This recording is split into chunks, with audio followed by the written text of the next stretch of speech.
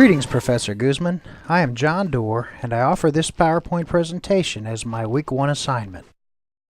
During this brief presentation, I will discuss how employee motivation affects organizational behavior and 3 strategies an organization can employ to improve employee motivation. Before we can examine how employee motivation impacts the behaviors of an organization, we need to understand what is meant by the terms employee motivation and organizational behavior.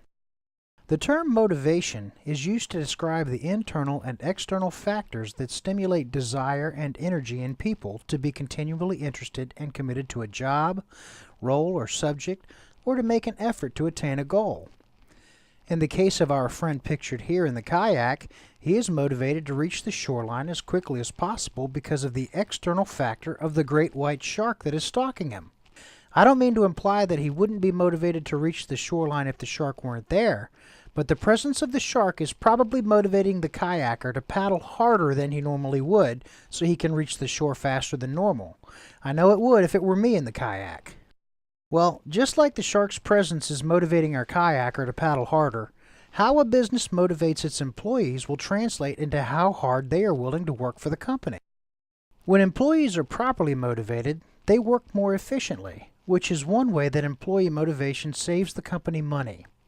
Employee motivation is also tied to job satisfaction, and when employees are happy at their jobs, they often become company promoters, which reduces employee recruiting costs.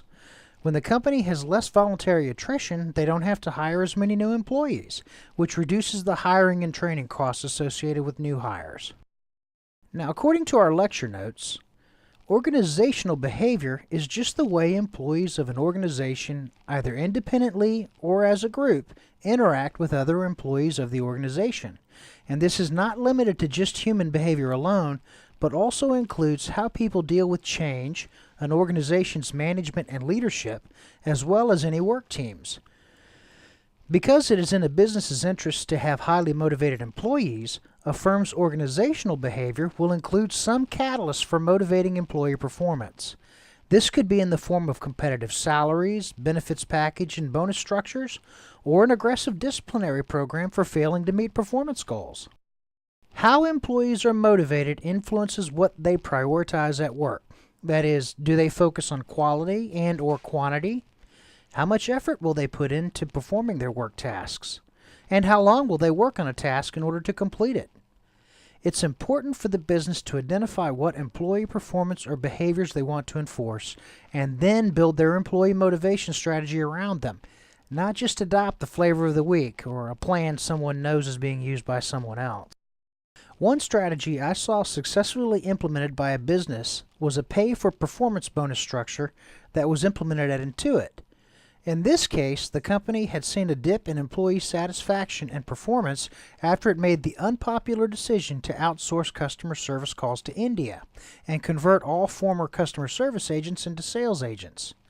Seeking a way to incent performance improvements and improve employee morale, the company partnered with employee representatives from the sales floor and developed a strategy in which a set amount of money was set aside each month and paid out in performance bonuses on a proportional basis to all employees that exceeded their sales goals for the month.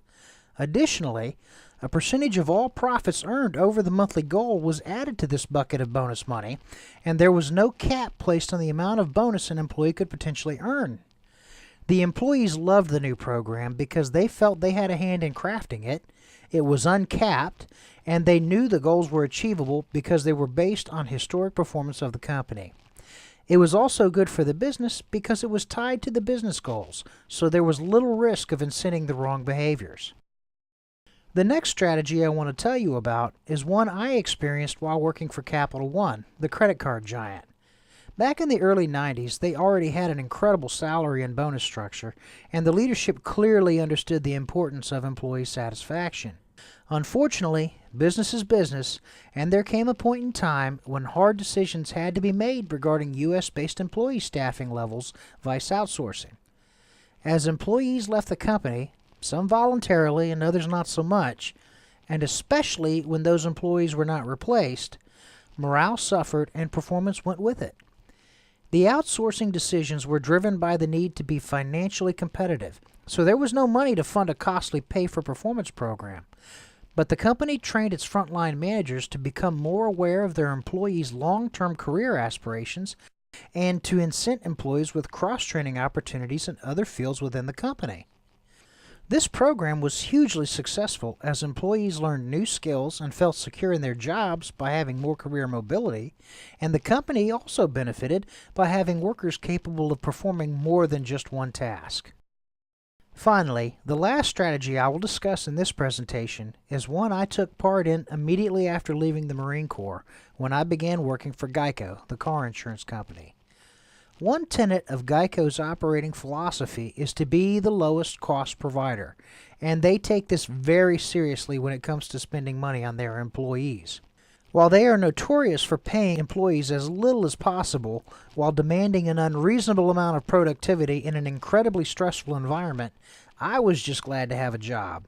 And one of the reasons they are able to keep employees despite the working environment at Geico is because they offer a flexible work schedule, which in my case meant I had the option of working 4 10-hour days instead of 5 8-hour days.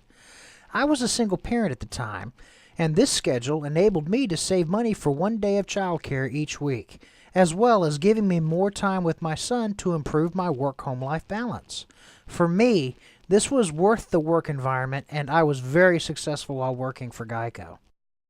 Now, during this presentation, we discussed how employee motivation affects organizational behavior and 3 strategies an organization can employ to improve employee motivation.